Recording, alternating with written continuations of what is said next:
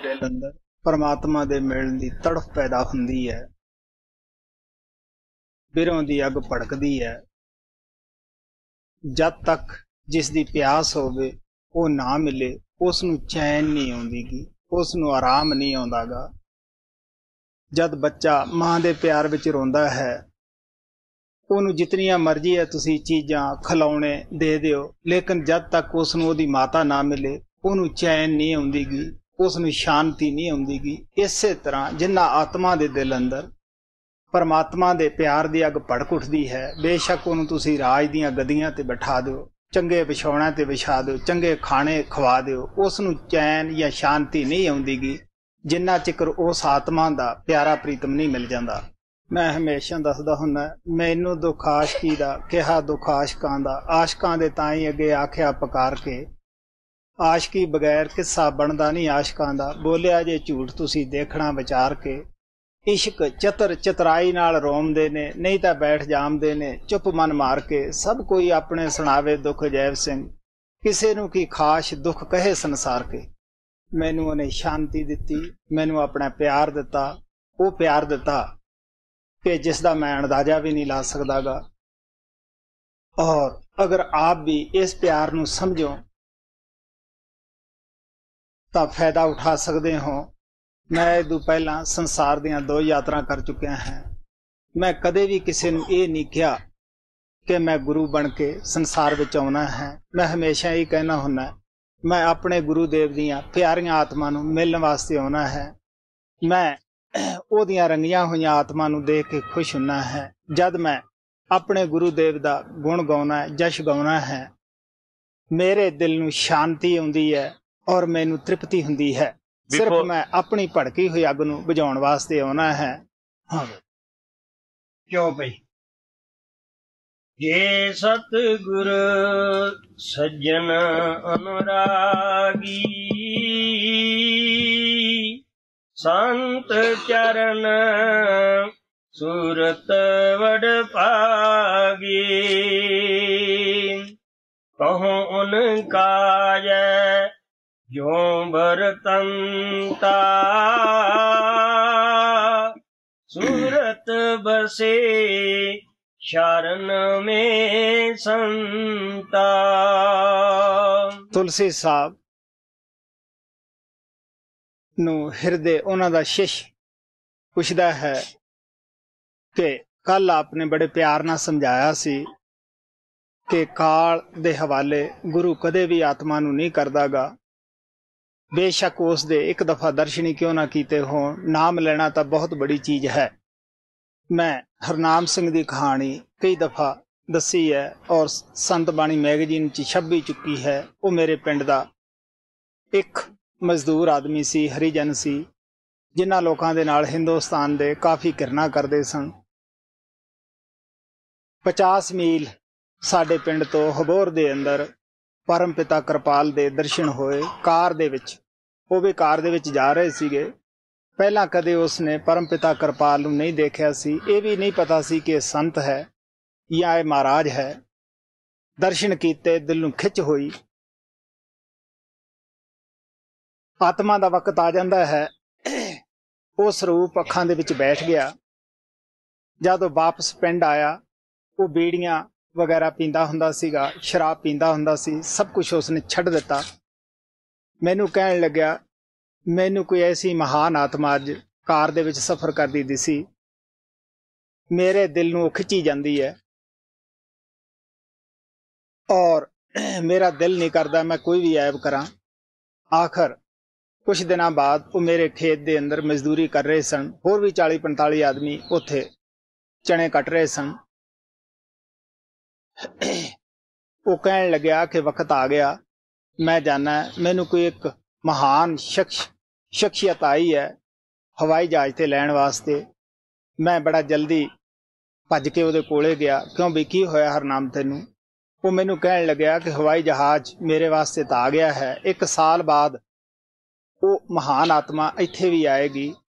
ये सही है, सच है। परम पिता कृपाल 1 साल बाद उत्थे गए और अपना दर्शन दिता। हुण तुसीं अंदाजा ला सकते हो कि वो किड्डा महान सी। ਇੱਕ ਵਾਰੀ ਦਰਸ਼ਨ ਦੇਣ ਦੇ ਨਾਲ ਕਿਸ ਤਰ੍ਹਾਂ ਆਤਮਾ ਦੀ ਸੰਭਾਲ ਕੀਤੀ। ਹਾਂ, कहून काय यो बरतंता सुरत बसे शरण में संता जो कोई ऐसी लगन लगावे सो सूरत सतगुरु में आवे। ਹੁਣ ਆਪ ਕਹਿੰਦੇ ਹੈ ਕਿ ਜਿਹੜੀ ਆਤਮਾ ਸੰਤਾਂ ਕੋਲੇ ਜਾ ਵੜਦੀ ਹੈ, ਸੱਚੇ ਦਿਲੋਂ ਪਿਆਰ ਕਰਦੇ ਹੈ, ਮੁਹੱਬਤ ਕਰਦੇ ਹੈ, ਸੰਤਾਂ ਦੇ ਕਹੇ ਦੇ ਉੱਤੇ ਚੱਲਦੇ ਹੈ, ਸਤਿਗੁਰੂ ਉਹਨਾਂ ਨੂੰ ਕੀ ਦਿੰਦਾ ਹੈ। जो कोई ऐसी लगन लगावे सो सूरत सतगुर में आवे बार काल जै बसे ठिकाना काल पार सतगुरु का ताना यह के मद सूरत का बासा सजन जो कोई करे निवासा। ਹੁਣ ਆਪ ਕਹਿੰਦੇ ਦੋ ਰਸਤੇ ਹੈ, ਇੱਕ ਸੱਜਾ ਹੈ, ਇੱਕ ਖੱਬਾ, ਇੱਕ ਦਾਇਆ ਹੈ, ਇੱਕ ਬਾਇਆ, ਔਰ ਜੋ ਸੁਰਤ ਦੀ ਬੈਠਕ ਹੈ ਉਹ ਤੀਸਰੇ ਤਿਲ ਦੇ ਉੱਤੇ ਹੈ। यह के मद सूरत का बासा सजन जो कोई करे निवासा अष्ट कमल पंखड़ी दल माही जो जे आस रहे जै जाई काल श्याम के बीच रहाई सेत सुरत सतगुर की भाई। ਹੁਣ ਆਪ ਕਹਿੰਦੇ ਆ ਅਸ਼ਤਲ ਕਮਲ ਤੇ ਜਾ ਕੇ ਫੈਸਲਾ ਹੁੰਦਾ ਹੈ ਕਿ ਇਹ ਰੂਹ ਕਿਹਦੀ ਹੈ, ਕਿ ਸਤਿਗੁਰੂ ਦੀ ਰੂਹ ਹੈ, ਕਿ ਇਸ ਨੇ ਸਤਿਗੁਰੂ ਨੂੰ ਅਪਣਾਇਆ ਹੈ। काल श्याम के बीच रहाई सेत सुरत सतगुर की भाई बूझे ये कोई समझ लिखावे या की बूझ समझ कोई पावे। ਆਪ ਕਹਿਣ ਲੱਗੇ ਇਹ ਜਿਹੜੇ ਅੰਦਰ ਜਾਂਦੇ ਹੈ, ਅੱਖੀਂ ਦੇਖਦੇ ਹੈ, ਇਹ ਗੱਲ ਉਹੀ ਸਮਝ ਸਕਦੇ ਹੈ, ਜਾਂ ਉਹਨਾਂ ਦੇ ਕਹਿਣ ਮੁਤਾਬਕ ਕੋਈ ਅੰਦਰ ਜਾਵੇ ਉਹ ਵੀ ਸਮਝ ਸਕਦਾ ਹੈ। ਬੂਝੇ ਜੇ ਕੋਈ ਸਮਝ ਲਿਖਾਵੇ या की बूझ समझ कोई पावे या में जीव का लगे ठिकाना यह मार्ग सज्जन का जाना।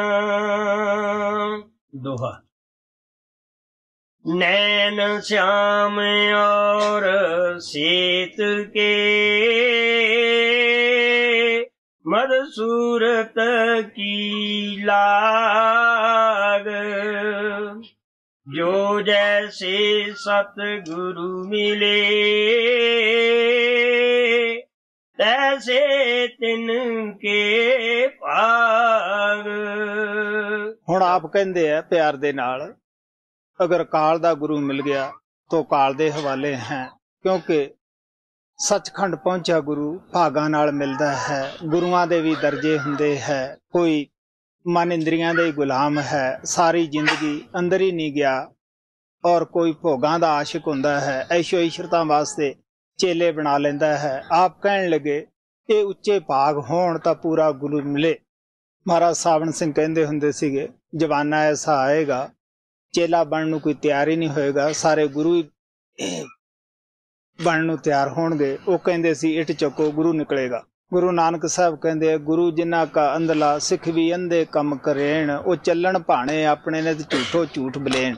ਮੈਂ ਕੱਲ ਅੱਛੀ ਤਰ੍ਹਾਂ ਇਸ ਗੱਲ ਤੇ ਚਾਨਣ ਪਾਇਆ ਸੀ ਕਿ ਤੁਸੀਂ ਅੱਛੀ ਤਰ੍ਹਾਂ ਸੋਚ ਵਿਚਾਰ ਕੇ ਨਾਮ ਲਓ ਕਿ ਕੀ ਇਸ ਮਹਾਤਮਾ ਨੇ ਕੋਈ ਕਮਾਈ ਕੀਤੀ ਹੈ, ਕੋਈ 10-20 ਸਾਲ ਪਰਮਾਤਮਾ ਦੀ ਯਾਦ ਵਿੱਚ ਬਿਤਾਏ ਹੈ। ਕਬੀਰ ਸਾਹਿਬ ਕਹਿੰਦੇ ਆ, ਹਾਸਾ ਸਪੀਆ ਨਾ ਪਾਇਆ ਜਿਨ ਪਾਇਆ ਤਿਨ ਰੋਏ, ਹਾਸੇ ਖੇਡੇ ਪੀਆ ਮਿਲੇ ਤੋ ਕੌਣ ਦੁਹਾਗਣ ਹੋਏ। ਜੋ ਸੂਰਤ ਸਤ ਗੁਰ ਕੋ ਚਾਹੀ, ਜੈਸੀ ਡੋਰ ਊਂਟ ਕੀ ਨਾਏ, ਜੈਸੇ ਊਂਟ ਅਗਾੜੀ ਜਾਵੇ, ਸਭ ਕਤਾਰ ਪੀਛੇ ਚੱਲ ਆਵੇ। ਬਾਂਧ ਡੋਰ ਪੂਛ ਕੇ ਮਾਈ, ਸਭ ਕਤਾਰ ਪੀਛੇ ਚੱਲ ਆਈ। ਸਤਿਗੁਰੂ ਸੂਰਤ ਮੂਲ ਠਿਕਾਨੇ, ਜਿਉ ਕਤਾਰ ਜੀਵ ਸੁਰਤ ਸਮਾਨੇ। ਹੁਣ ਤੁਲਸੀ ਸਾਹਿਬ ਆਪਣੇ ਚੇਲੇ ਨੂੰ ਮਿਸਾਲ ਦੇ ਕੇ ਸਮਝਾਉਂਦੇ ਹੈ ਕਿ ਜਿਸ ਤਰ੍ਹਾਂ ਊਠਾਂ ਦੀ ਕੁਤਾਰ ਹੁੰਦੀ ਹੈ ਔਰ ਸਾਰਬਾਨ ਕੀ ਕਰਦਾ ਹੈ ਕਿ ਅਗਲੇ ਊਂਠ ਦੀ ਮੁਹਾਰੀ ਆਪਣੇ ਹੱਥ ਵਿੱਚ ਰੱਖਦਾ ਹੈ, ਪਿੱਛੇ ਪੂਛ ਨਾਲ ਦੂਸਰੇ ਊਂਠ ਬੰਨ੍ਹ ਦਿੰਦਾ ਹੈ ਔਰ ਉਹ ਇਕੱਲਾ ਹੀ ਸਾਰੀ ਕੁਤਾਰ ਨੂੰ ਲਈ ਜਾਂਦਾ ਹੈ। ਇਸੇ ਤਰ੍ਹਾਂ ਸਤਿਗੁਰੂ ਇੱਕ ਆਉਂਦਾ ਹੈ ਔਰ ਉਹ ਸਾਰੀਆਂ ਆਤਮਾ ਨੂੰ ਇਸੇ ਤਰ੍ਹਾਂ ਹੀ ਖਿੱਚ ਕੇ ਲੈ ਜਾਂਦਾ ਹੈ ਔਰ ਆਪਣੇ ਧਾਮ ਲੈ ਜਾਂਦਾ ਹੈ। ਆ ਜਿਹੜਾ ਨਿਤ ਦਾ ਅਸੀਂ ਅਭਿਆਸ ਕਰਦੇ ਹਾਂ, ਪ੍ਰੈਕਟਿਸ ਕਰਦੇ ਹਾਂ, ਇਹ ਸਾਡੀ ਡੋਰੀ ਸਤਿਗੁਰੂ ਇੱਕ ਉਸ ਸ਼ਬਦ ਦੇ ਨਾਲ ਜੋੜ ਦਿੰਦਾ ਹੈ ਔਰ ਜੁੜੀ ਰਹਿੰਦੀ ਹੈ, ਤਾਂ ਕਿ ਅਸੀਂ ਆਖਰੀ ਵਕਤ ਤੇ ਇਸ ਡੋਰ ਨੂੰ ਛੱਡ ਨਾ ਦੇਈਏ, ਆਪਣੀ ਪ੍ਰੈਕਟਿਸ ਨੂੰ ਭੁੱਲ ਨਾ ਜਾਈਏ। ਕੋਈ ਘੁਮਿਆਰ ਕਿਸੇ ਰਾਜੇ ਦੇ ਮਹੱਲ ਵਿੱਚ ਰੇਤਾ ਸਿੱਟਣ ਵਾਸਤੇ ਗਿਆ, ਉਹ ਜਦ ਗਧੀਆਂ ਨੂੰ ਹੱਕੇ ਕਵੇ ਚੱਲ ਭੈਣੇ ਚੱਲ ਬੀਬੀ, ਚੱਲ ਭੈਣੇ ਚੱਲ ਬੀਬੀ, ਕਿਸੇ ਨੇ ਪੁੱਛਿਆ ਕਿ ਇਹ ਕੀ ਤੂੰ ਬਾਣੀ ਪੜ੍ਹਦਾ ਜਾਣਾ ਹੈ? ਉਹ ਆਦਾ ਤੈਨੂੰ ਪਤਾ ਨਹੀਂ, ਅਸੀਂ ਲੋਕ ਬੜੇ ਖੁੱਲੇ ਰਹਿਣ ਵਾਲੇ ਹਾਂ ਔਰ ਸਾਡੇ ਖੁੱਲੇ ਬੋਲੇ ਹੁੰਦੇ ਆ। ਮੈਂ ਬਾਦਸ਼ਾਹ ਦੇ ਮਹੱਲ ਵਿੱਚ ਜਾਣਾ ਹੈ, ਮਤਾ ਕੋਈ ਮਾੜਾ ਬਚਨ ਨਿਕਲ ਜਾਵੇ, ਮੈਂ ਪ੍ਰੈਕਟਿਸ ਕਰਦਾ ਹੈ ਤਾਂ ਕਿ ਉੱਥੇ ਵੀ ਚੰਗਾ ਹੀ ਬਚਨ ਮੂੰਹ ਚੋਂ ਨਿਕਲੇ।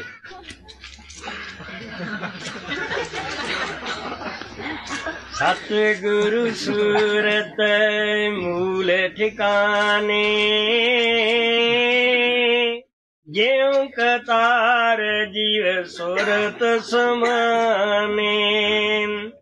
ਜੋ ਸੂਰਤ ਸਤਿਗੁਰ ਦ੍ਰਿੜ ਲਾਵੇ,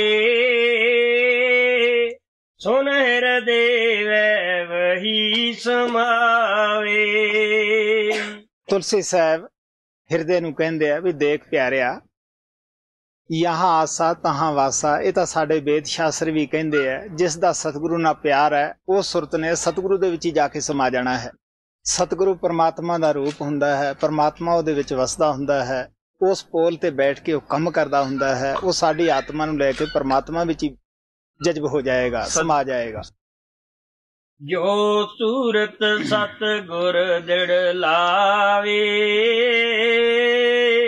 ਸੁਨ ਹਿਰਦੇ ਵੈ ਵਹੀ ਸਮਾਵੇ।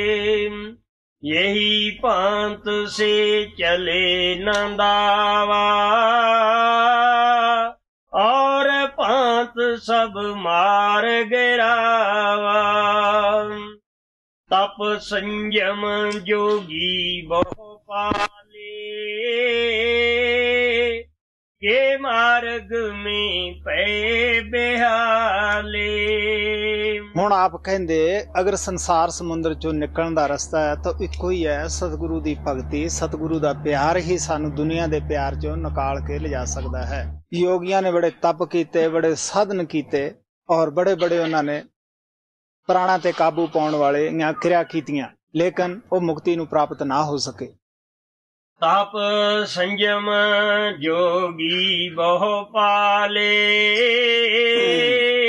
ये मार्ग में पे बेहाले। जो कोई समझ करे यह लेखा, बिन सतगुरु ने मिले विवेका। ਆਪ ਕਹਿੰਦੇ ਬਿਨਾਂ ਪੂਰੇ ਸਤਿਗੁਰੂ ਤੋਂ ਵਿਵੇਕ ਨਹੀਂ ਮਿਲਦਾਗਾ, ਸਾਨੂੰ ਰਸਤਾ ਨਹੀਂ ਮਿਲਦਾਗਾ। ਦੋਹਾ ਜਿਉਂ ਕਤਾਰ ਰਹੇ ਊਂਟ ਕੀ, ਅਗਲੇ ਊਂਟ ਬੰਧਾਏ। ਯੋਂ ਸੂਰਤ ਸਤਿਗੁਰੂ ਕਹੇ, ਸਭ ਜੀਵ ਵਹੀ ਸਮਾਏ। ਹਿਰਦੇਵਾਚ ਚੌਪਈ। ਜੈ स्वामी सज्जन की बाता, यो विद पाखे सभी सनाथा। सब संतन की देखी बानी, सबने कही ਬਿਮਲ ਮਤ ਛਾਨੀ। ਹੁਣ ਤੁਲਸੀ ਸਾਹਿਬ ਦਾ ਸ਼ਿਸ਼ ਹਿਰਦੇ ਉਹਨਾਂ ਦਾ ਚੇਲਾ ਪੁੱਛਦਾ ਹੈ ਕਿ ਮੈਂ ਸਾਰਿਆਂ ਸੰਤਾਂ ਦੀਆਂ ਬਾਣੀਆਂ ਦੇਖੀਆਂ ਹਨ, ਸਾਰਿਆਂ ਸੰਤਾਂ ਨੇ ਸਤਸੰਗ ਦੀ ਮਹਿਮਾ ਗਾਈ ਹੈ, ਨਾਮ ਦੀ ਮਹਿਮਾ ਗਾਈ ਹੈ, ਗੁਰੂਆਂ ਦੀ ਮਹਿਮਾ ਗਾਈ ਹੈ। ਕਿਆ ਬਿਨਾਂ ਗੁਰੂ ਨਾਮ ਨਹੀਂ ਮਿਲਦਾ? ਸਤਸੰਗ ਤੋਂ ਬਗੈਰ ਸਾਡੇ ਤਹਿਕੀਕਾਤ ਮੁਕੰਮਲ ਨਹੀਂ ਹੁੰਦੀਗੀ ਔਰ नाम तो बगैर मुक्ति नहीं। सब संतन की देखी बानी, सबने कही बिमल मत छानी। अब वह मोको भेद बताओ, करमी जीव काल को दाओ। ਹੁਣ ਹਿਰਦੇ ਕਹਿੰਦਾ ਹੈ ਕਿ ਹੇ ਸਤਿਗੁਰੂ, ਹੇ ਦਿਆਲੂ, ਮੈਨੂੰ ਤੁਸੀਂ ਇਉਂ ਦੱਸੋ, ਜਿਹੜੇ ਲੋਕ ਜਪ ਤਪ ਪੂਜਾ ਪਾਠ ਕਰਨ ਲੱਗੇ ਪਏ ਹੈ, ਉਹਨਾਂ ਦੀ ਕਾਲ ਕੀ ਹਾਲਤ ਕਰੇਗਾ? ਉਹ ਕਿੱਥੇ ਜਾਣਗੇ? ਹਾਂ। ਅਬ ਵੈ ਮੁਕੋ ਭੇਦ ਬਤਾਓ, ਕਰਮੀ ਜੀਵ ਕਾਲ ਕੋ ਦਾਓ। सज्जन का पाखा निर्बारा, करमी जीव काल को जारा। ਹੁਣ ਆਪ ਕਹਿੰਦੇ ਕਿ ਲੋਕ ਬੜੇ ਬੜੇ ਜਪ ਤਪ ਕਰਦੇ ਹੈ, ਬਹੁਤ ਮੁਸ਼ਕਲਾਂ ਉਠਾ ਰਹੇ ਹੈ, ਆਖਰ ਖਾਜ ਕਿਸ ਦਾ ਬਣ ਰਿਹਾ ਹੈ? ਉਹ ਕਾਲ ਦਾ ਬਣ ਰਿਹਾ ਹੈ। ਕਾਲ ਉਹਨਾਂ ਦੀ ਕੀ ਹਾਲਤ ਕਰੇਗਾ? सज्जन का पाखा निर्बारा, करमी जीव काल को जारा। उनके प्राण कहाँ होए जाई, कहो स्वामी मोहे बरन सुनाई। ਹੁਣ ਆਪ ਕਹਿੰਦੇ ਹੈ ਕਿ ਉਹਨਾਂ ਦੇ ਪ੍ਰਾਣ ਨਿਕਲ ਕੇ ਕਿੱਥੇ ਜਾਣਗੇ? ਆਤਮਾ ਕਿੱਥੇ ਜਾਏਗੀ? ਮੈਨੂੰ ਉਹਨਾਂ ਲੋਕਾਂ ਦੀ ਹਾਲਤ ਦੱਸੋ, ਕਿਉਂਕਿ ਹਰ ਸਮਾਜ ਕਰਮਕਾਂਡ ਦੇ ਉੱਤੇ ਜ਼ੋਰ ਦੇ ਰਹੀ ਹੈ, ਰੀਤੀ ਰਿਵਾਜ ਤੇ ਜ਼ੋਰ ਦੇ ਰਹੀ ਹੈ। उनके प्राण कहाँ होए जाई, कहो स्वामी मोहे बरन सुनाई। काल काट रोके के द्वारे, सब जीवन को खाए बेडारे। ਹੁਣ ਆਪ ਪਿਆਰ ਦੇ ਨਾਲ ਕਹਿੰਦਾ ਹੈ ਸ਼ਿਸ਼ ਤੁਲਸੀ ਸਾਹਿਬ ਨੂੰ ਕਿ ਕਾਲ ਕਿਸ ਤਰ੍ਹਾਂ ਉਹਨਾਂ ਦੇ ਦੁਆਰੇ ਰੋਕ ਲੈਂਦਾ ਹੈ, ਕਿਸ ਤਰ੍ਹਾਂ ਉਹਨਾਂ ਆਤਮਾ ਨੂੰ ਖਾਂਦਾ ਹੈ। ਮੈਨੂੰ ਜਰਾ ਪਿਆਰ ਨਾਲ ਦੱਸ ਦਿਓ, ਮੈਨੂੰ ਵੀ ਸਮਝ ਆ ਜਾਵੇ। काल काट रोके के द्वारे, सब जीवन को खाए बेडारे। कौन राह से जीवन सावे, कैसे सकल जगत को खावे। ਕਿਹੜੇ ਰਾਹ ਕਾਲ ਆਤਮਾ ਨੂੰ ਲੈ ਕੇ ਜਾਂਦਾ ਹੈ, ਕਿਸ ਤਰੀਕੇ ਨਾਲ ਇਹਨਾਂ ਆਤਮਾ ਨੂੰ ਉਹ ਖਾਂਦਾ ਹੈ ਔਰ ਕਿਸ ਤਰ੍ਹਾਂ ਇਹਨਾਂ ਨੂੰ ਉਹ ਚੱਬਦਾ ਹੈ ਜੜ੍ਹਾਂ ਹੇਠ। ਕੌਣ ਰਾਸੇ ਜੀਵਨ ਸਾਵੇ कैसे सकल जगत को खावे यह तन में के पांत सुमावे बदन बीच वह क्यों कर आवे। ਹੁਣ ਆਪ ਕਹਿੰਦੇ ਆ ਕਿ ਦੁਨੀਆ ਤੇ ਇਹ ਕਹਿੰਦੀ ਹੈ ਹੱਡ ਚਮ ਮਾਸ ਦਾ ਹੀ ਸਰੀਰ ਹੈ। ਉਹ ਕਹਿਣ ਲੱਗਾ ਮੈਂ ਜਰਾ ਇਹ ਸਮਝਣਾ ਚਾਹੁੰਦਾ ਕਿ ਕਾਲ ਕਿਸ ਤਰ੍ਹਾਂ ਇਹ ਜਿਸਮ ਦੇ ਵਿੱਚ ਆ ਜਾਂਦਾ ਹੈ, ਕਿਸ ਤਰ੍ਹਾਂ ਜਿਸਮ ਦੇ ਵਿੱਚੋਂ ਇਸ ਆਤਮਾ ਨੂੰ ਪਕੜ ਲੈਂਦਾ ਹੈ। ਦੋਹਾ ਪ੍ਰਾਨ ਨਿਕਾਰੇ ਆਏ ਕੇ ਕੇਰੇ ਕੱਟ ਕੇ ਮਾਹੀ ਏਕ ਜੀਵ ਬਾਚੇ ਨਹੀਂ तर तर सब को खाए। मौत खुद खुद नहीं हुंदी, कोई ना कोई कारण बनता है। आप कहन लगे हर जीव नूं इह अंदरे ही घेर लैंदा है, एक नूं नहीं छड्दागा बगैर गुरु दी शरण तो। चौपई करता कौन जीव का होई बिन जाने जग जाए बिगोई। ਹੁਣ ਆਪ ਕਹਿੰਦੇ ਆ ਕਿ ਜੀਵ ਨੂੰ ਇਹ ਨਹੀਂ ਪਤਾ ਸਾਡਾ ਕਰਤਾ ਕੌਣ ਹੈ, ਸਾਡਾ ਮਾਲਕ ਕੌਣ ਹੈ, ਅਸੀਂ ਕਿੱਥੋਂ ਆਏ ਆ, ਕਿੱਥੇ ਅਸੀਂ ਜਾਣਾ ਹੈ। ਜਿਹੜਾ ਇਹਨਾਂ ਨੂੰ ਖਾ ਰਿਹਾ ਉਸੇ ਨੂੰ ਇਹ ਪੂਜ ਰਹੇ ਆ। ਗੀਤਾ ਦੇ ਅੰਦਰ ਕ੍ਰਿਸ਼ਨ ਭਗਵਾਨ ਨੇ ਸਪਸ਼ਟ ਲਿਖਿਆ ਹੈ ਕਾਲੋ ਅਸਮੀ ਕਿ ਮੈਂ ਹੀ ਜੀਵਾਂ ਨੂੰ ਖਾਣ ਵਾਲਾ ਹਾਂ। ਤੇ ਜਿਤਨੇ ਅਵਤਾਰ ਹੁੰਦੇ ਆ ਸਾਰੇ ਕਾਲ ਦੇ ਅਵਤਾਰ ਹੁੰਦੇ ਆ, ਬ੍ਰਹਮ ਦੇ ਅਵਤਾਰ ਹੁੰਦੇ ਹੈ। ਕਿਉਂਕਿ ਕਾਲ ਵੀ ਦੁਨੀਆ ਦੇ ਅੰਦਰ ਅਨੁਸ਼ਾਸਨ ਨਹੀਂ ਫੈਲਣ ਦਿੰਦਾਗਾ, ਉਹ ਵੀ ਦੁਨੀਆ ਨੂੰ ਸ਼ਾਸਨ ਸਿਖਾਉਣ ਵਾਸਤੇ ਆਉਂਦਾ ਹੈ। ਗੁਰੂ ਨਾਨਕ ਸਾਹਿਬ ਕਹਿੰਦੇ ਆ ਕ੍ਰਿਸ਼ਨ ਸਦਾ ਅਵਤਾਰੀ ਰੁਦੋ ਕਿਤ ਲਗਤ ਤਰੇ ਸੰਸਾਰਾ।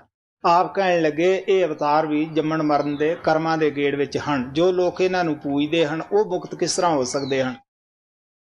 ਕਰਤਾ ਕੌਣ ਜੀਵ ਕਾ ਹੋਈ बिन जाने जग जाए बिगोई। कौन से आए कौन उपजाया क्यों कर दे करी जग काया। ਹੁਣ ਇਹਨਾਂ ਨੂੰ ਇਹ ਨਹੀਂ ਪਤਾ ਕਿ ਅਸੀਂ ਕਿਉਂ ਦੇਹ ਧਰ ਕੇ ਆਏ ਆ, ਕਿੱਧਰੋਂ ਅਸੀਂ ਆਏ ਆ, ਕਿੱਧਰ ਅਸੀਂ ਜਾਣਾ ਹੈ। ਜਿਸ ਸਮਾਜ 'ਚ ਪੈਦਾ ਹੋਏ ਬਚਪਨੇ ਤੋਂ ਉਹੀ ਰੀਤੀ ਰਿਵਾਜ ਪਕੜ ਲਿਆ। ਅਗਰ ਜੇ ਸਾਨੂੰ ਕੋਈ ਇਦੋਂ ਉੱਪਰ ਦੀ ਗੱਲ ਦੱਸਣ ਵਾਸਤੇ ਆਉਂਦਾ ਹੈ ਅਸੀਂ ਉਹਨੂੰ ਸੁਣਨ ਵਾਸਤੇ ਵੀ ਤਿਆਰ ਨਹੀਂ ਸੀ, ਅਪਣਾਉਣਾ ਤੱਕ ਹੀ ਸੀ। ਮੇਰੇ ਪਿਤਾ ਨੂੰ ਇਹੀ ਵਹਿਮ ਰਿਹਾ ਸਾਰੀ ਜ਼ਿੰਦਗੀ, ਇਹੀ ਸ਼ੱਕ ਰਿਹਾ ਕਿ ਲੜਕਾ ਗਲਤ ਪਾਸੇ ਜਾ ਰਿਹਾ ਹੈ। ਕਿਉਂਕਿ ਮੈਂ ਜੋ ਸਮਾਜ ਦਾ ਰੀਤੀ ਰਿਵਾਜ ਸੀਗਾ ਉਹ ਸਾਰਾ ਬੜੇ ਪ੍ਰੇਮ ਪਿਆਰ ਨਾਲ ਕੀਤਾ। ਇਹ ਨਹੀਂ ਕਿ ਮੈਂ ਉਹ ਨਹੀਂ ਕੀਤਾ, ਬੜੇ ਪਿਆਰ ਨਾਲ ਕੀਤਾ। ਜਦ ਆਤਮਾ ਨੂੰ ਸ਼ਾਂਤੀ ਨਾ ਆਈ तो आखिर मैं गुरुदेव की भाल दे विच आया और पिताजी ने फैसला किया कि मैं देखूंगा जब तेरी भगती तारेगी। मैं दसदा हुंदा कि मेरे पिताजी ने अपनी जिंदगी के अंदर सिखां दे रीति रिवाज के मुताबिक 70 अखंड पाठ करवाए सन। एक अखंड पाठ करवाना सिखी दे विच काफ़ी सारा मुश्किल है, काफ़ी पैसा लग जाता है। और जद अंत समा उन्हां दा आया उदों किसी भी अखंड पाठ ने उसकी मदद नहीं की, सहायता नहीं की।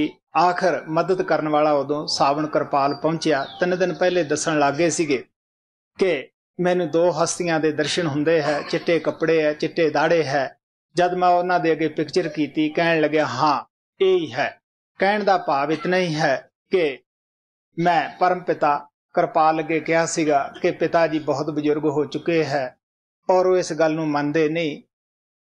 तुसी होर किसी ते दया करो या ना करो, वो हमेशा ताना मारदे हुंदे सीगे कि मैं देखूंगा तेरी भगती। आखिर 3 दिन पहला मेरी ढूई दे उत्ते हथ फेर के थापी दे के कहंदे सीगे बेटा अज मैनू पता लग्या कि तू सही पासे जा रहा सैं, तेरी भगती मैनू तार रही है। मेरा दादा हुंदा सीगा, मेरा पिता दसदा हुंदा सी कि उसने भी बहुत सारे जो भी धर्म के रीति रिवाज सन सिखी दे सारे कीते। हिंदुस्तान के अंदर 68 तीर्थ ਦਾ बड़ा महात्म गिणिया गया है। वो सारे तीर्थों के उत्ते गया। जब तीर्थ तो आउंदा उदों काफ़ी सारा पुनदान लोगों को खाना गरीबां नूं खवाउंदा हुंदा सीगा। लेकिन मालिक दी मौज, वो कर्म कांड ने किसी ने मदद ना की। वो कुत्ते दी जून विच आया, वो साडे घरे ही वो कुत्ता बन के आया। सानू की पता सीगा भी ये साडा ही बजुर्ग है घर दे विच। और उसने आम तौर दे उत्ते मंजे ते बैठना, भुंजे ना बैठना, चंगा खाना खाना। मंगलवार वाले दिन उन्हें वर्त रखना, क्योंकि पहला भी वर्त रखदा हुंदा सी अपनी जिंदगी दे विच। और उस दिन उन्हें रोटी चुकनी, लेकिन बाहर जाके दब देनी। सारा परिवार बड़ा परेशान हुंदा कि इस कुत्ते नूं इतना ज्ञान है कि इनू ये पता लगता है कि अज मंगलवार है, 8 दिनां तो उन्हें इस तरह ही करना। और साडे सब दे उत्ते उन्हें दबाव रखना। अगर किसी नूं असीं चीज़ दिंदे, वो उसनूं पकड़दा जाके भी साडे घरों चीज़ क्यों लिजा रहा है। आखिर पिता जी ने जब बाबा बिशन दास जी साडे घरे गए, पिता जी कहण लगे समझ नहीं आउंदी इस कुत्ते दी, ये मंजे तो बगैर थले नहीं बैठदा गा। असीं किसी नूं कोई चीज़ दईए, ये फौरन उसनूं पकड़दा है। और होर भी कई उन्होंने हरकतां उसदियां दसियां। बाबा बिशन दास जी हस के कहण लगे, अच्छी तरह कुत्ते कन्नी निगाह पा के कहण लगे, तू इहनूं सियाणदा है लाल सिंह, ये तेरा पिता है। और बाबा बिशन दास दियां बहुत सारियां ऐसियां गल्लां सी जिन्हां ते यकीन करिया जा सकदा सीगा, क्योंकि वो कमाई वाले सन। और पिता जी ने जिन्ना चिर कुत्ता जिउंदा रहा उसका बड़ा आदर किया। आखिर उसनूं धर्म के रीति रिवाज मुताबक ही उसका आखिरी क्रियाक्रम किया। जब बाबा महाराज परम पिता कृपाल कोले उस कुत्ते की मैं गल की, मैं आख्या जी इस तरह बाबा जी ने कहा सी। वो कहन लगे हाँ, कर्मकांडा वालियां नाल ऐसे हालत हुंदा है, क्योंकि जिथे उन्हां दी आशा हुंदी है उत्थे जांदे है। आखिर परम पिता कृपाल ने उसकी मुक्ति की, लेकिन किसी कर्मकांड ने उसकी मुक्ति नहीं करी सी। परम पिता कृपाल कहंदे हुंदे सत्संगी दी कुल तर जांदी है। जो अच्छी कमाई वाला सत्संगी है उहदियां कई कुलां तर जांदियां है, और गुरमुख दियां अनेकां ही कुलां तर जांदियां हन। हाँ। कैसे आए कौन उपजाया, क्यों कर दे धरी जग काया। 5 तत्त तन रहा बंधाई, उपज मरे 84 माही। या को सब ऐन सबब सुनावो, स्वामी ये तो खादर सावो। पत मत हीन दीन होंदा सा, चरण कमल की निस दिन आसा। हुण आप कहंदे है कि काल ने 5 तत्तां दा कोट आत्मा दे उपर पा दिता है, और अपने घर नूं आत्मा भुल गई है। मैं तेरे चरनां दा आसरा रख के तेरे अगे सवाल करदा है, तू मैनू प्यार दे नाल समझा।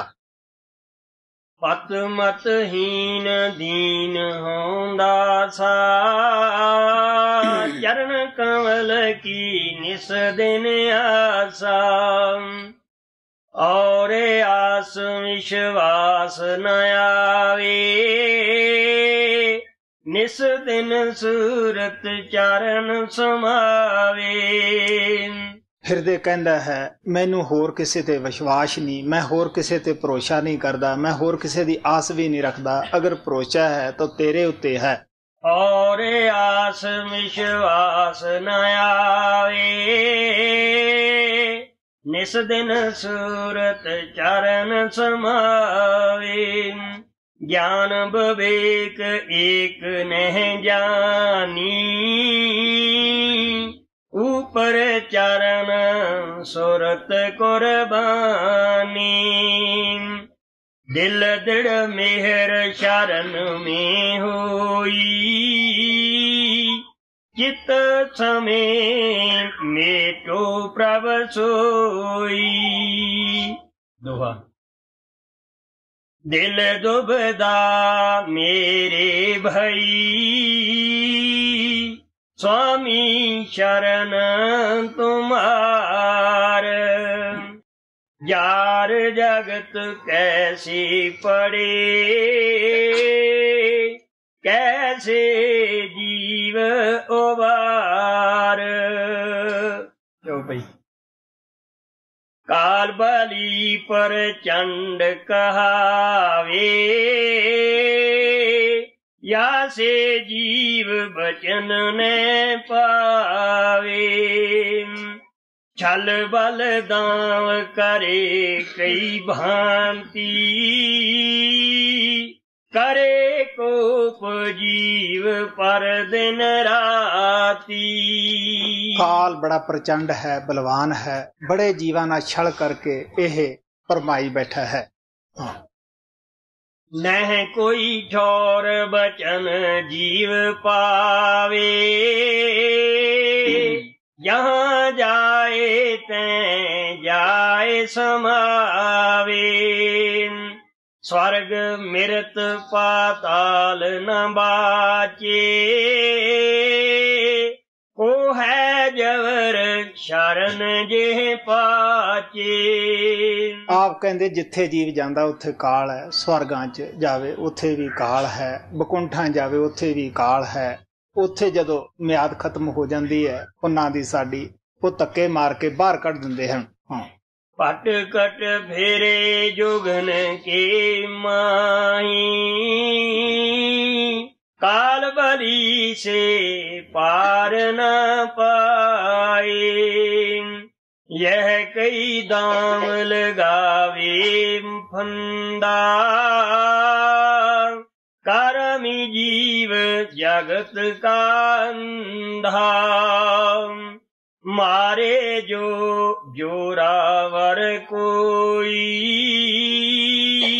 जवर संग कछु जोर न होए। काल बड़ा बरियार कहावे, विकट विपत कर जीव सतावे। दोहा। काल जबर तुलसी बड़ा, खड़ा रहे मैदान। कर कमान खेचे फिरे, मारे गोसातान। काल जीव नूं इस तरह तकदा रहिंदा है जिस तरह शिकारी तीर कमान कसी रखदा है कि कद मेरा शिकार अगे निकले। इस वास्ते आप कहंदे कि काल हमेशा ही जीव नूं तकदा है और कष्ट दिंदा है, कदे बीमारी तो मुसीबतां दे विच फसाउंदा है।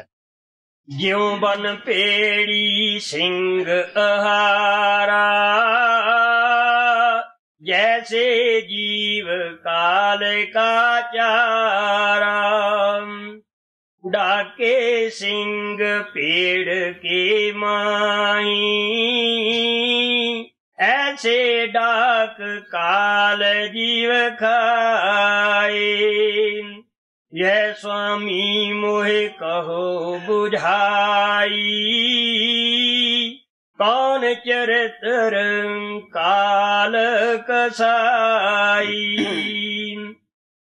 या की कर कूंची बतलावो, पिन पिन कह कर समझावो। किह विद जाए जीव को केरे, के मार्ग से सुरती फेरे। जिस तरह भेडां दा झुंड हुंदा है, ਉਹਦੇ ਵਿੱਚ कोई बगियाड़ आ जाता है, जब वो बगियाड़ दाड़दा है भेडां सहम जांदियां है, जिन्हों चाहे अपना लुकमा बना लेंदा है। यही हालत आत्मा दी है। जब काल दिखाई दिंदा है उदों दस्त निकल जाते है, बोलिया नहीं जांदागा, वो जिवें भी चाहे आत्मा नूं लुकमा बना लैंदा है। सब आत्मा सहमियां होईयां हुंदियां हन और हमेशा मौत का डर लग्या रहिंदा है।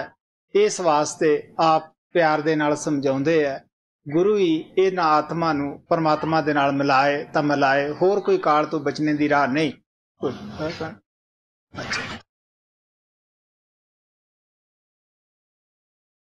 किरपाल गुरु जी साथों दुख ना सारे जाने दुनिया दे विच रह के मन नहीं मारे जाने।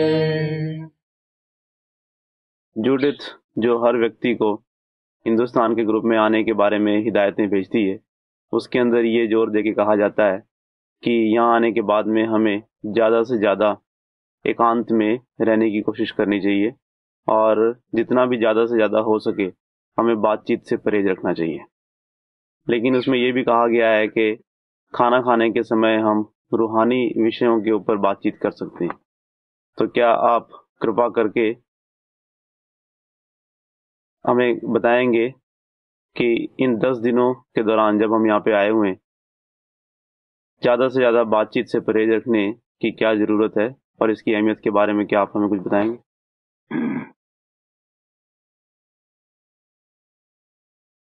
हाँ भाई, ਆਪਾਂ ਨੂੰ ਪਤਾ ਹੀ ਹੈ ਕਿ ਜਿਸ ਕੰਮ ਵਾਸਤੇ ਆਪਾਂ ਜਾ ਰਹੇ ਹੁੰਦੇ ਉਹਦੀ ਸੋਚ ਵਿਚਾਰ ਆਪਣੇ ਦਿਲ ਵਿੱਚ ਪਹਿਲਾਂ ਹੀ ਹੁੰਦੀ ਹੈ ਔਰ ਹੋਣੀ ਵੀ ਚਾਹੀਦੀ ਹੈ। ਮੈਂ ਜਦ ਹਿੰਦੁਸਤਾਨ ਦੇ ਗਰੁੱਪ ਸ਼ੁਰੂ ਕੀਤੇ ਉਦੋਂ ਦੱਸਿਆ ਸੀਗਾ ਕਿ ਹਰ ਵਿਅਕਤੀ ਨੂੰ ਤਿਆਰੀ ਕਰਕੇ ਇੱਥੇ ਆਉਣਾ ਚਾਹੀਦਾ ਹੈ। ਤਿਆਰੀ ਦਾ ਮਤਲਬ ਕਿ ਪਹਿਲਾਂ ਤੁਸੀਂ ਅਭਿਆਸ ਤੇ ਬੈਠਣਾ ਸਿੱਖੋ ਔਰ ਤੁਹਾਡਾ ਉਸ ਪਾਸੇ ਨੂੰ ਖਿਆਲ ਬਣਿਆ ਹੋਏਗਾ। ਇੱਥੇ ਤੁਹਾਨੂੰ ਲਗਾਤਾਰ ਹੋਰ ਸਿਮਰਨ ਕਰਨ ਦੀ ਆਦਤ ਪਏਗੀ।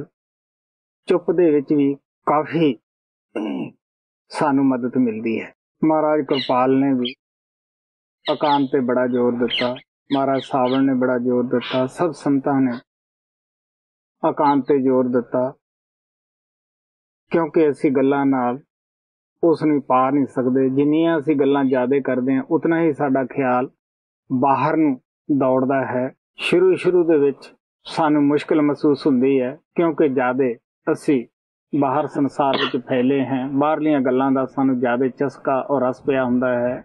ਇਹਨੂੰ ਛੱਡਣਾ ਬੜਾ ਮੁਸ਼ਕਿਲ ਹੈ। ਜਦ ਅਸੀਂ ਇਸ ਨੂੰ ਆਪਣੇ ਬੋਲ ਚਾਲ ਤੇ ਕੰਟਰੋਲ ਕਰਦੇ ਹਾਂ ਫਿਰ ਸਾਨੂੰ ਇਹਦੀ ਅਹਿਮੀਅਤ ਦਾ ਗਿਆਨ ਹੋਣਾ ਸ਼ੁਰੂ ਹੋ ਜਾਂਦਾ ਹੈ। ਫਿਰ ਆਪਣੇ ਆਪ ਹੀ ਸਾਡਾ ਸੁਭਾਅ ਹੀ ਉਸ ਤਰ੍ਹਾਂ ਦਾ ਬਣ ਜਾਂਦਾ ਹੈ। ਚਾਹੇ ਅਸੀਂ ਤੁਰੇ ਜਾਂਦੇ ਹਾਂ, ਬੈਠੇ ਹਾਂ, ਉੱਠੇ ਹਾਂ, ਸਾਡਾ ਜੋ ਹਿਰਦਾ ਹੈ ਉਹ ਸਾਡਾ ਦਿਲ ਦਿਮਾਗ ਜੋ ਹੈ ਉਹ ਬਿਲਕੁਲ ਖਾਲੀ ਹੋ ਜਾਂਦਾ ਹੈ ਦੁਨਿਆਵੀ ਗੱਲਾਂ ਤੋਂ। ਅਸੀਂ ਜਾਂ ਪਰਮਾਰਥ ਵਾਸਤੇ ਸੋਚਾਂਗੇ ਜਾਂ ਪਰਮਾਰਥ ਦੀ ਹੀ ਗੱਲ ਕਰਾਂਗੇ। ਤੁਸੀਂ ਸੋਚ ਕੇ ਦੇਖੋ, ਜੋ ਪ੍ਰੇਮੀ ਇੱਥੇ ਆਉਂਦੇ ਹੈ ਉਹ ਪਹਿਲਾਂ ਹੀ ਆਪਦੀ ਟਿਕਟ ਦਾ ਇੰਤਜ਼ਾਮ ਕਰਦੇ ਹੈ, ਪੈਸਾ ਕਮਾਉਂਦੇ ਹੈ ਮਿਹਨਤ ਦਾ, ਕਿਉਂਕਿ ਮੈਂ ਦੱਸਿਆ ਕਿ ਕਰਜ਼ਾ ਚੁੱਕ ਕੇ ਇੱਥੇ ਨਾ ਆਓ। ਉਸ ਦੇ ਵਾਸਤੇ ਤੁਸੀਂ ਪਹਿਲਾਂ ਹੀ ਮਿਹਨਤ ਨਾਲ ਪੈਸਾ ਕਮਾਓ। ਉਦੋਂ ਵੀ ਤੁਹਾਡਾ ਖਿਆਲ ਇਹ ਹੋਣਾ ਚਾਹੀਦਾ ਹੈ ਕਿ ਅਸੀਂ ਕਿਸ ਕੰਮ ਵਾਸਤੇ ਜਾਂਦੇ ਹਾਂ ਔਰ ਪ੍ਰੇਮੀਆਂ ਦਾ ਹੁੰਦਾ ਵੀ ਹੈ ਐਸਾ ਖਿਆਲ। ਲੇਕਿਨ ਜਦ ਤੁਸੀਂ ਇੱਥੇ ਆਉਂਦੇ ਹੋ, ਮੈਂ ਵੀ ਤੁਹਾਨੂੰ ਸਵਾਗਤ ਦੇ ਟਾਈਮ ਇਹੀ ਕਹਿਣਾ ਹੈ ਕਿ ਆਪ ਜਿਸ ਮਕਸਦ ਨੂੰ ਇੱਥੇ ਆਏ ਹੋ ਉਸੇ ਨੂੰ ਹੀ ਅੱਖਾਂ ਦੇ ਅੱਗੇ ਰੱਖ ਕੇ ਇੱਥੇ ਆਪਣਾ ਭਜਨ ਸਿਮਰਨ ਕਰੋ।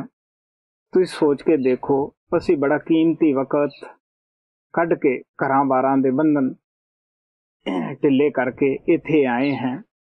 ਅਗਰ ਇੱਥੇ ਅਸੀਂ ਫਜ਼ੂਲ ਗੱਲਾਂ ਦੇ ਵਿੱਚ ਆਪਣਾ ਟਾਈਮ ਬਰਬਾਦ ਕਰ ਦਿੱਤਾ, ਇਹ ਕੁਛ ਤਾਂ ਅਸੀਂ ਉੱਥੇ ਵੀ ਕਰ ਸਕਦੇ ਸੀਗੇ। ਨਹੀਂ, ਇੱਥੇ ਅਸੀਂ ਭਜਨ ਸਿਮਰਨ ਕਰਨ ਵਾਸਤੇ ਆਏ ਹਾਂ, ਕਿਸੇ ਮਹਾਤਮਾ ਤੋਂ ਫਾਇਦਾ ਉਠਾਉਣ ਵਾਸਤੇ ਆਏ ਹਾਂ। ਅਗਰ ਅਸੀਂ ਉਹ ਮਹਾਤਮਾ ਦੀ ਹਦਾਇਤ ਦੇ ਮੁਤਾਬਕ ਭਜਨ ਸਿਮਰਨ ਕਰਾਂਗੇ ਸਾਡਾ ਜ਼ਰੂਰ ਫਾਇਦਾ ਹੋਏਗਾ। ਜੋ ਪ੍ਰੇਮੀ ਇਸ ਦੇ ਉੱਤੇ ਅਮਲ ਕਰਦੇ ਹੈ ਉਹ ਮੈਨੂੰ ਇੰਟਰਵਿਊ ਦੇ ਵਿੱਚ ਅੱਛੇ ਆਪਦੇ ਅਨੁਭਵ ਵੀ ਦੱਸਦੇ ਹੈ। ਦਿਲ ਖੁਸ਼ ਵੀ ਹੁੰਦਾ ਹੈ ਸੁਣ ਕੇ। ਇਹ ਨਹੀਂ ਕਿ ਉਹਨਾਂ ਦਾ ਫਾਇਦਾ ਨਹੀਂ ਹੁੰਦਾ ਗਾ, ਬੜਾ ਫਾਇਦਾ ਹੁੰਦਾ ਹੈ। ਮਹਾਰਾਜ ਸਾਵਣ ਸਿੰਘ ਬੜਾ ਹੀ ਇਸ ਸਵਾਲ ਤੇ ਜ਼ੋਰ ਦਿੰਦੇ ਹੁੰਦੇ ਸੀਗੇ ਕਿ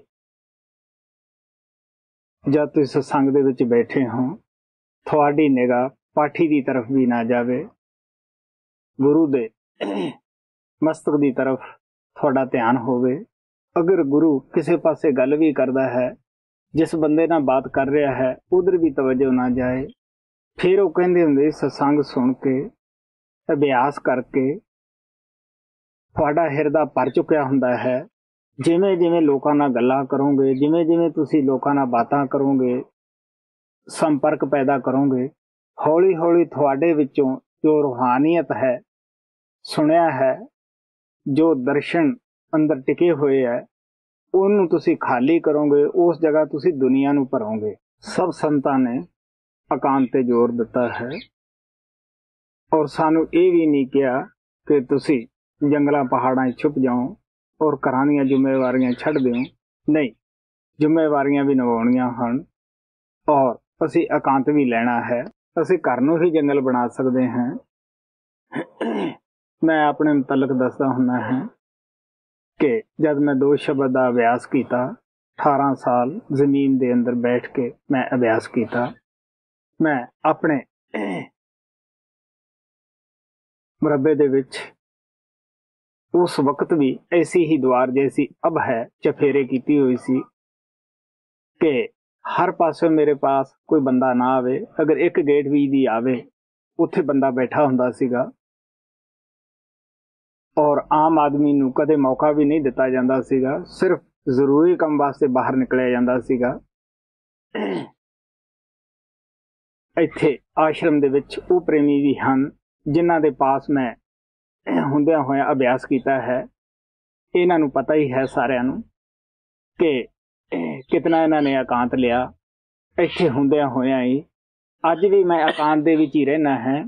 ਤਕਰੀਬਨ 2-2 ਹਫ਼ਤੇ, ਹਫ਼ਤਾ ਮੈਂ ਆਪਦੇ ਆਸ਼ਰਮ ਵਿੱਚ ਰਹਿਣ ਵਾਲਿਆਂ ਨੂੰ ਨਹੀਂ ਮਿਲਦਾ ਗਾ। ਸਿਰਫ ਖਾਸ ਆਦਮੀ ਜਿਹੜਾ ਕੋਈ ਦੂਰੋਂ ਚੱਲ ਕੇ ਆਇਆ ਹੈ ਰੂਹਾਨੀਅਤ ਦਾ ਸਵਾਲ ਲੈ ਕੇ, ਉਹਨਾਂ ਹੀ ਬੰਦਿਆਂ ਨੂੰ ਮੈਂ ਮਿਲ ਰਿਹਾ। ਐਸੀ ਗੱਲ ਨਹੀਂ ਕਿ ਮੈਂ ਆਸ਼ਰਮ ਦੀ ਜ਼ਿੰਮੇਵਾਰੀ ਨਹੀਂ ਨਿਭਾਉਂਦਾ ਗਾ। ਨਹੀਂ, ਮੈਂ ਕਿਸਾਨ ਹਾਂ।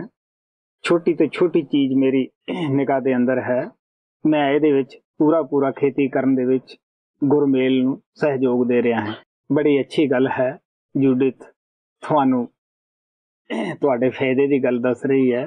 ਅਗਰ ਅਸੀਂ ਇਸ ਤੇ ਅਮਲ ਕਰਾਂਗੇ, ਸਾਡਾ ਆਪਣਾ ਹੀ ਫਾਇਦਾ ਹੈ। ਮੈਂ ਦੱਸਿਆ ਸੀ ਕਿ ਸ਼ੁਰੂ ਦੇ ਵਿੱਚ ਮੁਸ਼ਕਿਲ ਹੁੰਦਾ ਹੈ, ਕਿਉਂਕਿ ਸਾਨੂੰ ਆਦਤ ਬਾਹਰ ਮੁਖੀ ਗੱਲਾਂ ਦੀ ਪਈ ਹੁੰਦੀ ਹੈ, ਲੇਕਿਨ ਬਾਅਦ ਵਿੱਚ ਸਾਡੀ ਆਦਤ ਬਣ ਜਾਂਦੀ ਹੈ। ਫਿਰ ਐਸਾ ਖਿਆਲ ਹੋ ਜਾਂਦਾ ਹੈ। ਮਹਾਰਾਜ ਸਾਵਣ ਸਿੰਘ ਕਹਿੰਦੇ ਸੀਗੇ ਕਿ ਹੱਥ ਕਾਰ ਵੰਨੀ, ਦਿਲ ਯਾਰ ਕੰਨੀ, ਮੁਖ ਦੀ ਬਾਤ ਸਗਲ ਸਿਉ ਕਰਦਾ, ਜੀ ਸੰਗ ਪ੍ਰਭ ਆਪਣੇ ਤਰਦਾ। ਅਸੀਂ ਲੋਕਾਂ ਨਾਲ ਗੱਲਾਂ ਬਾਤਾਂ ਕਰਦੇ ਵੀ ਇਕਾਂਤ ਬਣਾ ਲੈਂਦੇ हैं।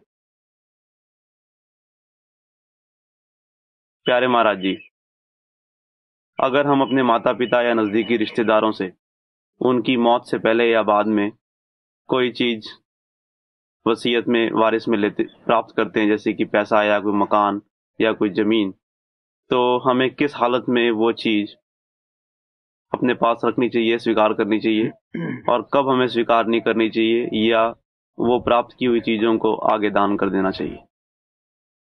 हाँ भाई, ਸਾਡੇ ਹਿੰਦੁਸਤਾਨ ਦੇ ਅੰਦਰ ਤਾਂ ਇਹ ਕਾਨੂੰਨ ਹੀ ਹੈ ਕਿ ਬੱਚੇ ਮਾਤਾ ਪਿਤਾ ਦੇ ਹੀ ਵਾਰਸ ਹੁੰਦੇ ਹੈ, ਔਰ ਉਸ ਦੇ ਵਿੱਚ ਕੋਈ ਪੁੰਨ ਜਾਂ ਪਾਪ ਨਹੀਂ ਸਮਝਿਆ ਜਾਂਦਾ, ਕਿਉਂਕਿ ਉਹਨਾਂ ਨੇ ਵੀ ਵਿਰਾਸਤ ਦੇ ਵਿੱਚ ਆਪਣੇ ਮਾਤਾ ਪਿਤਾ ਦੀ ਜਾਇਦਾਦ ਸਾਂਭੀ ਹੁੰਦੀ ਹੈ। ਰਿਹਾ ਕਿਸੇ ਹੋਰ ਦੀ ਜਾਇਦਾਦ ਪ੍ਰਾਪਤ ਕਰਨੀ ਕਿ ਜਿਸ ਦੇ ਅਸੀਂ ਹੱਕਦਾਰ ਨਾ ਹੋਈਏ, ਅਸੀਂ ਉਹਦੀ ਸੇਵਾ ਕਰਦੇ ਹਾਂ, ਉਹ ਸਾਡੇ ਤੇ ਖੁਸ਼ ਹੋ ਕੇ ਆਪਣੀ ਜਾਇਦਾਦ ਸਾਡੇ ਨਾਲ ਵਸੀਅਤ ਕਰ ਦਿੰਦਾ ਹੈ। ਉਹਦਾ ਤੁਸੀਂ ਜਾਣਦੇ ਹੋ ਕਿ ਅਸੀਂ ਸੇਵਾ ਦਾ ਉਹ ਤੋਂ ਇੱਕ ਕਿਸਮ ਦਾ ਉਹ ਫਲ ਪ੍ਰਾਪਤ ਕਰ ਰਹੇ ਹੁੰਦੇ ਹਾਂ, ਉਹ ਇਨਾਮ ਪ੍ਰਾਪਤ ਕਰ ਰਹੇ ਹੁੰਦੇ ਹਾਂ। ਅਗਰ ਕਿਸੇ ਨੂੰ ਸੇਵਾ ਦਾ ਕਿਸੇ ਦਾ ਮੌਕਾ ਮਿਲਦਾ ਹੈ, ਬਜ਼ੁਰਗ ਦਾ, ਅਗਰ ਉਹ ਖੁਸ਼ ਹੋ ਕੇ ਤੁਹਾਨੂੰ ਕੁਛ ਦਿੰਦਾ ਹੈ, ਉਸ ਨੂੰ ਪ੍ਰਾਪਤ ਕਰਨ ਦੇ ਵਿੱਚ ਤਾਂ ਕੋਈ ਹਰਜ ਨਹੀਂ ਗਾ। ਸਵਾਲ ਹੈ ਉਹਨੂੰ ਅੱਗੇ ਵਰਤਣ ਦਾ। ਅਗਰ ਤੁਸੀਂ ਉਹਨੂੰ ਅੱਛੇ ਪਾਸੇ ਵਰਤੋਗੇ, ਤੁਸੀਂ ਵੀ ਉਸ ਪੈਸੇ 'ਚੋਂ ਕਿਸੇ ਦੀ ਮਦਦ ਕਰੋਗੇ, ਫਿਰ ਤਾਂ ਬੜੀ ਅੱਛੀ ਗੱਲ ਹੈ ਤੁਹਾਡੇ ਵਾਸਤੇ। ਅਗਰ ਉਸ ਪੈਸੇ ਨੂੰ ਤੁਸੀਂ ਬੁਰੇ ਪਾਸੇ ਲਾਓਗੇ, ਤੁਸੀਂ ਦੇਖ ਲਓ ਉਸ ਦਾ ਤੁਸੀਂ ਹੀ ਬੁਰਾ ਕਰਮ ਬਣਾ ਰਹੇ ਹੋਵੋਗੇ। ਹਾਂ, ਕਿਸੇ ਤੋਂ ਧੋਖੇ ਨਾਲ ਧਨ ਜਾਂ ਜਾਇਦਾਦ ਪ੍ਰਾਪਤ ਕਰਨੀ ਜਾਂ ਚੋਰੀ ਦਾ ਮਾਲ ਪ੍ਰਾਪਤ ਕਰਨਾ, ਇਹ ਬੁਰਾ ਹੈ। ਮੈਂ ਇਸ ਦੇ ਮੁਤਲਕ ਇੱਕ ਕਹਾਣੀ ਫਿਰ ਅੱਜ ਸੁਣਾ ਦਿੰਦਾ ਹੈ। ਆਸਾ ਜੀ ਦੀ ਵਾਰ ਦੇ ਉੱਤੇ ਸਤਸੰਗ ਕੀਤੇ ਹੈ, ਉਹਦੇ ਵਿੱਚ ਵੀ ਇਹ ਕਹਾਣੀ ਆਈ ਹੈ। ਲਾਹੌਰ ਦੇ ਅੰਦਰ ਗੁਰੂ ਨਾਨਕ ਜਦ ਇਸ ਸੰਸਾਰ ਦੇ ਵਿੱਚ ਮੌਜੂਦ ਸਨ, ਉਸ ਵਕਤ ਦਾ ਵਾਕਿਆ ਹੈ। ਗੰਗੂ ਔਰ ਪੰਗੂ ਦੋ ਬ੍ਰਾਹਮਣ ਸਨ। ਹਿੰਦੁਸਤਾਨ ਦੇ ਅੰਦਰ ਰਿਵਾਜ ਹੈ ਕਿ ਜਿਸ ਦਾ ਕੋਈ ਵੱਡ ਵਡੇਰਾ ਮਰ ਜਾਵੇ, ਉਸ ਦੇ ਮੁਤਲਕ ਸਾਲ ਪਿੱਛੋਂ ਪੁੰਨਦਾਨ ਕਰਦੇ ਆ ਲੋਕ, ਉਹਨੂੰ ਬੋਲਦੇ ਆ ਸਰਾਧ, ਔਰ ਪੰਡਿਤ ਲੋਕਾਂ ਨੂੰ ਹੀ ਸੱਦ ਕੇ ਉਹ ਖਵਾਇਆ ਜਾਂਦਾ ਹੈ। ਔਰ ਹੌਲੀ ਹੌਲੀ ਉਹ ਪੰਡਿਤ ਲੋਕ ਲਾਲਚੀ ਬਣ ਗਏ, ਲੋਕਾਂ ਦੀ ਸ਼ਰਧਾ ਉਧਰੋਂ ਘਟ ਗਈ ਹੈ। ਅੱਜ ਕੱਲ ਕੰਮ ਹੀ ਦੇਖਣ ਵਿੱਚ ਆਉਂਦਾ ਹੈ। ਉਹ ਦੋਨਾਂ ਬ੍ਰਾਹਮਣਾਂ ਨੇ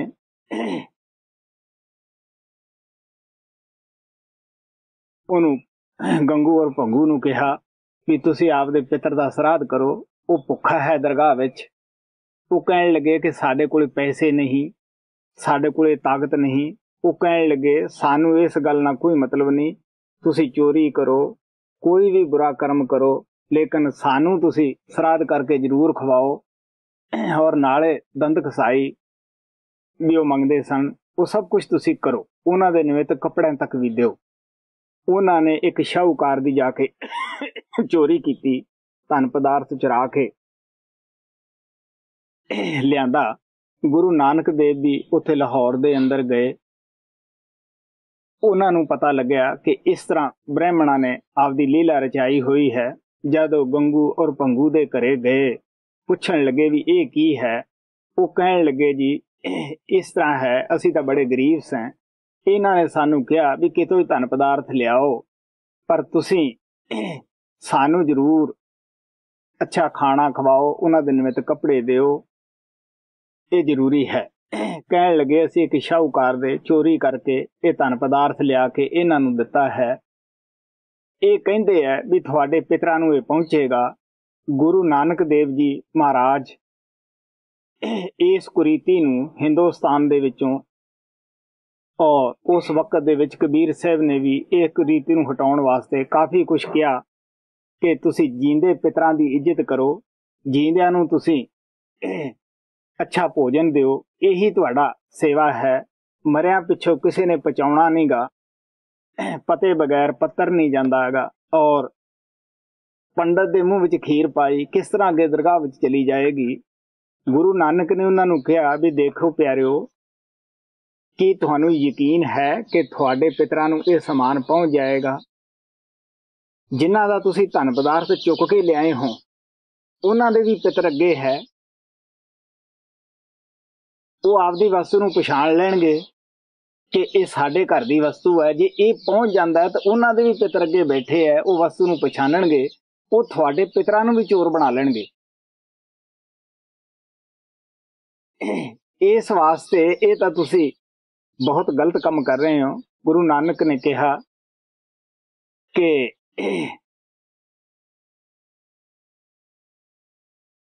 ਅੱਗੇ ਵਸਤ ਪਛਾਣੀਐ ਪਿਤਰੀ ਚੋਰ ਕਰੇ, ਵੱਢੀਏ ਹੱਥ ਦਲਾਲ ਕੇ ਮੁਸਫੀ ਇਹ ਕਰੇ। ਕਹਿਣ ਲੱਗੇ ਨਾਨਕ ਅੱਗੇ ਸੋ ਮਿਲੇ ਜੇ ਖੱਟੇ ਘਾਲੇ ਦੇ। ਗੁਰੂ ਨਾਨਕ ਕਹਿਣ ਲੱਗੇ ਇਸ ਤਰ੍ਹਾਂ ਦਾ ਦਾਨ ਜਿਹੜਾ ਦੇਣਾ ਹੈ, ਇਹ ਪਿਤਰਾਂ ਨੂੰ ਚੋਰ ਬਣਾਉਣ ਹੁੰਦਾ ਹੈ ਦਰਗਾਹ ਦੇ ਵਿੱਚ। ਔਰ ਉਸ ਦਲਾਲ ਦੇ ਜਿਸ ਪੰਡਤ ਨੇ ਇਸ ਤਰ੍ਹਾਂ ਦੀ ਲੀਲਾ ਰਚਾਈ ਹੈ, ਦਰਗਾਹ ਦੇ ਵਿੱਚ ਉਸ ਦੇ ਹੱਥ ਕੱਟੇ ਜਾਂਦੇ ਹੈ ਵੀ ਤੂੰ ਇਹ ਮੁਨਸਫ ਕਿਸ ਤਰ੍ਹਾਂ ਕੀਤਾ, ਤੈਨੂੰ ਕੀ ਪਿਤਰ ਮਿਲੇ ਸਨ ਇਹਨਾਂ ਦੇ। ਔਰ ਨਾਨਕ ਅੱਗੇ ਸੋ ਮਿਲੇ ਜੇ ਖੱਟੇ ਘਾਲੇ ਦੇ, ਅੱਗੇ ਦਰਗਾਹ ਦੇ ਵਿੱਚ ਜਾ ਕੇ ਸਾਨੂੰ ਉਹ ਚੀਜ਼ ਮਿਲੇਗੀ ਜਿਹੜੀ ਅਸੀਂ ਖੁਦ ਕਰਮ ਕਰਦੇ ਹਾਂ, ਅੱਛਾ ਕਰਦੇ ਹਾਂ, ਬੁਰਾ ਕਰਦੇ ਹਾਂ, ਉਹੀ ਸਾਨੂੰ ਮਿਲੇਗਾ। ਲੇਕਿਨ ਬੇਸ਼ੱਕ ਹਿੰਦੁਸਤਾਨ ਦੇ ਅੰਦਰ ਪਿਤਾ ਦੀ ਜਾਇਦਾਦ ਅਗਰ ਵਸੀਅਤ ਪਿਤਾ ਨਾ ਵੀ ਕਰਾਵੇ ਤਦ ਵੀ ਬੱਚਿਆਂ ਦਾ ਹੱਕ ਰੱਖਿਆ ਗਿਆ ਹੈ। ਲੇਕਿਨ ਧੋਖੇ ਨਾਲ ਬਾਪ ਤੋਂ ਜਾਇਦਾਦ ਪ੍ਰਾਪਤ ਕਰਨੀ ਜਾਂ ਉਹਨੂੰ ਕੋਈ ਆਖਰੀ ਵਕਤ ਨਸ਼ੇ ਵਾਲਾ ਟੀਕਾ ਲਵਾ ਕੇ ਵਸੀਅਤ ਕਰਾਉਣੀ ਇਕੱਲੇ ਦੇ ਨਾਂ, ਇਹ ਹਿੰਦੁਸਤਾਨ 'ਚ ਵੀ ਬੁਰਾ ਮੰਨਿਆ ਗਿਆ ਹੈ। ਅੱਜ ਤੋਂ 8-7 ਸਾਲ ਪਹਿਲਾਂ ਦਾ ਵਾਕਿਆ ਹੈ। ਮੈਂ 77 ਆਰਵੀ ਹੁੰਦਾ ਸੀਗਾ। ਉੱਥੇ ਇੱਕ ਲੜਕੇ ਨੇ ਸੋਚਿਆ ਕਿ ਮੈਂ ਆਪ ਦੇ ਨਾਂ ਇਸ ਤੋਂ ਵਸੀਅਤ ਕਰਾ ਲਵਾਂ। ਉਹ 3 ਭਰਾ ਸਨ।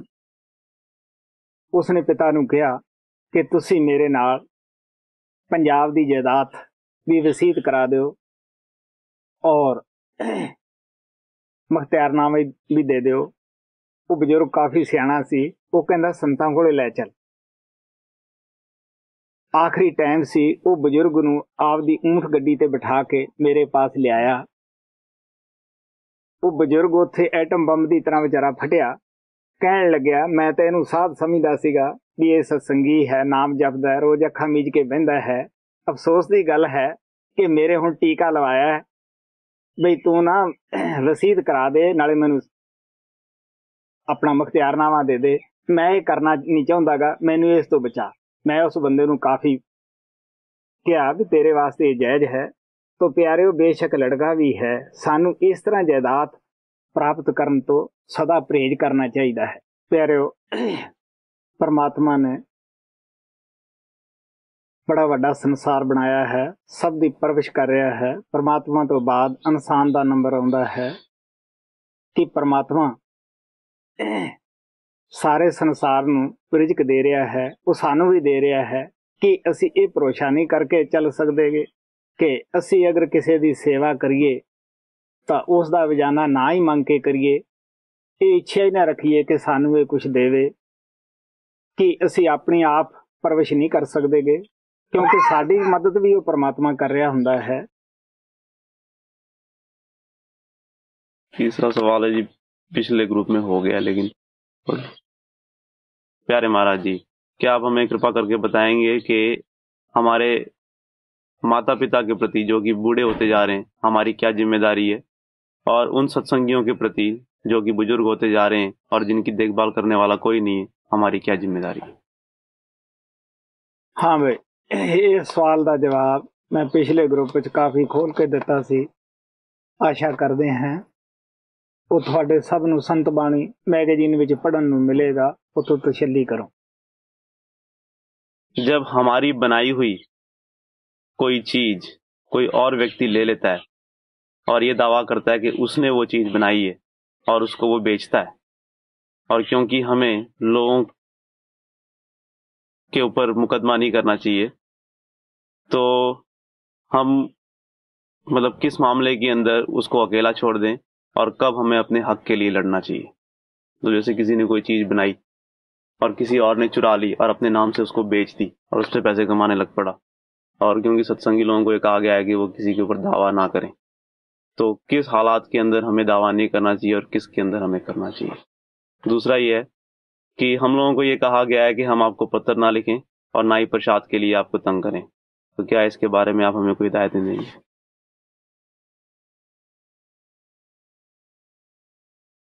हाँ भाई, पहले सवाल बारे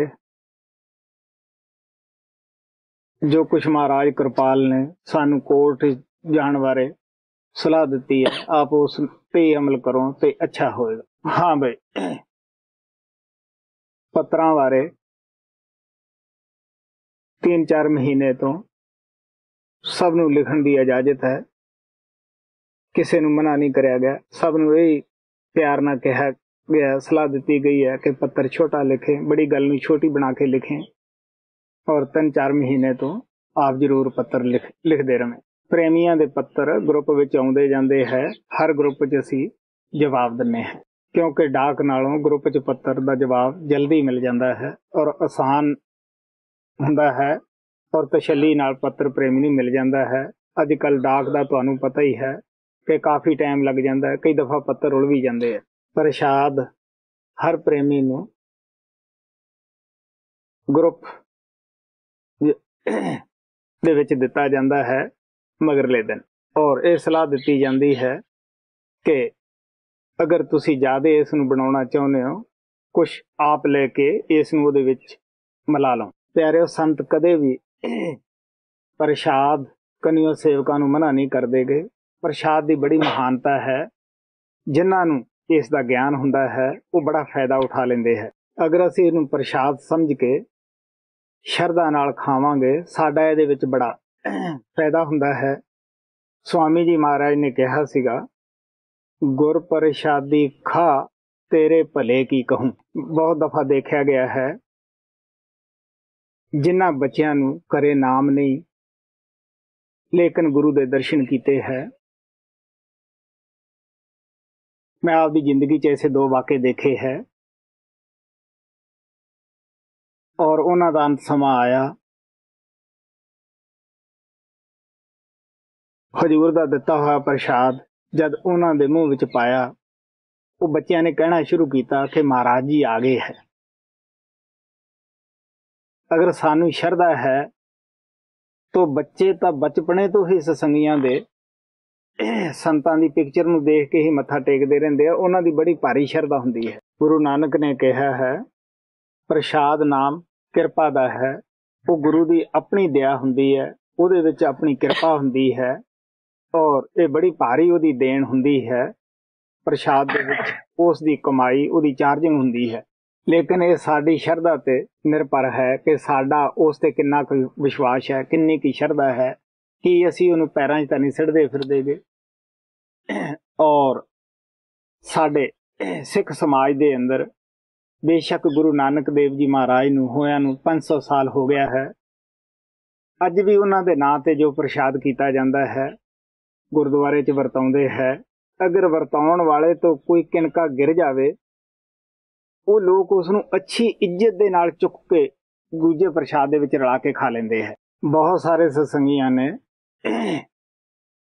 मैनू प्रशाद परम पिता कृपाल दे हत्थां दा दिता। मैं उसदी उन्हां प्रेमियां दी भी इज्जत करी, धन्नवाद किया और अपने गुरु दा भी किया। लेकिन दिल दे विच अफसोस भी किया बई देखो इस बंदे नूं कदर नहीं। अगर कदर होवे ते प्रशादी वांटदा क्यों फिरे। पहले टूर ते बगोटा दे आश्रम विच प्रशादी दे मुतलक सवाल होया सीगा।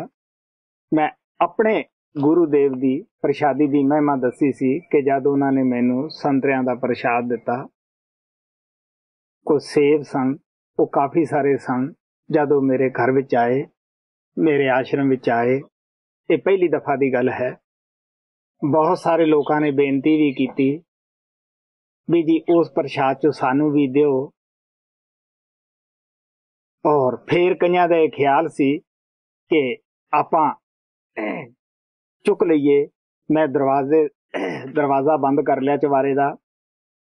मैं अगले दिन ही अंदरों निकलिया जदों उसनूं हौली हौली राम लैके खा लिया। सोया सत्संगियां नूं प्रशाद की महानता का ज्ञान होना चाहिए कि प्रशाद की चीज है, ये कितनी मिठी वस्तु है, कितनी प्यारी है, ये कितनी उत्तम है। ये साडी जिंदगी नूं पलट दिंदी है अगर साडे अंदर शरधा और प्यार है।